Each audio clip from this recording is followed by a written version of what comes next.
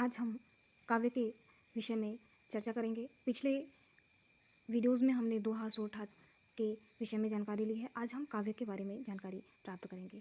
काव्य वह छंदोबद्ध एवं लयात्मक साहित्यिक रचना है जो श्रोता या पाठक के मन में भावात्मक आनंद की सृष्टि करती है।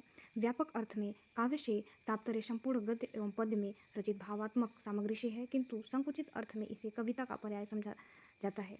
काव्य के दो पक्ष होते हैं, भाव पक्ष और कला पक्ष। भाव पक्ष में काव्य के समस्त वर्ण्य विषय आ जाते हैं और कला पक्ष में वर्णन शैली के सभी अंग सम्मिलित हैं। ये दोनों पक्ष एक दूसरे के सहायक और पूरक होते हैं। भाव पक्ष का संबंध काव्य की वस्तु से है और कला पक्ष का संबंध आकार शैली से है। वस्तु या आकार एक दूसरे के पृथक नहीं हो सकते। कोई वस्तु आकारहीन नहीं हो सकती। वैसे तो व्यापक दृष्टि से भाव पक्ष और कला पक्ष दोनों ही रस से संबंधित हैं, क्योंकि कला पक्ष के अंतर्गत जो अलंकार, लक्षण, व्यंजना और रीतियाँ हैं वे सभी रस के पोषक हैं। तथापि भाव पक्ष का रस से सीधा संबंध है, वह उसका प्रधान अंग है।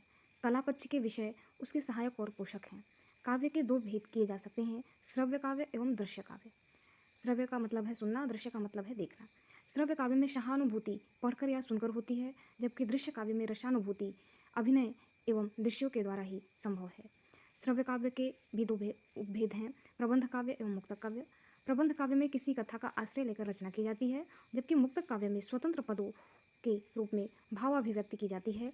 प्रबंध काव्य के भी दो प्रकार हैं, महाकाव्य और खंड काव्य।